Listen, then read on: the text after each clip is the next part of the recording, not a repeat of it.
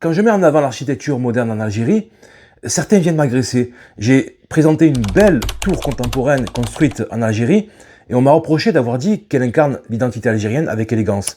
Je la montre en fin de vidéo. À chaque fois que je valorise la modernité et la culture algérienne, des gens réagissent violemment, comme si l'Algérie devait forcément ressembler à Cuba. Les bâtiments coloniaux français, eux, par contre, ça les dérange pas. Pour eux, c'est typiquement algérien.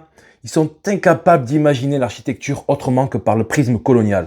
C'est incroyable. Je considère que ces bâtiments de l'occupation française doivent absolument être démolis et remplacés par des immeubles modernes à l'esthétique raffinée, intégrant une touche d'algérianité. Il faut absolument lancer un grand programme de réaménagement urbain pour remplacer le bâtiment colonial français.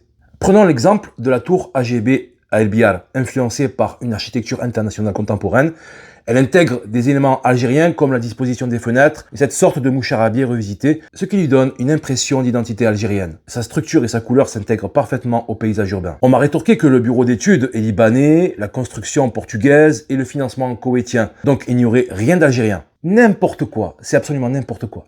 On parle d'esthétique. L'architecture de la grande mosquée d'Alger a été construite par un cabinet allemand avec une main-d'œuvre chinoise, majoritairement chinoise. Et pourtant, son esthétique est bien algérienne. Bref, la tour AGB d'El Biar est un modèle à suivre.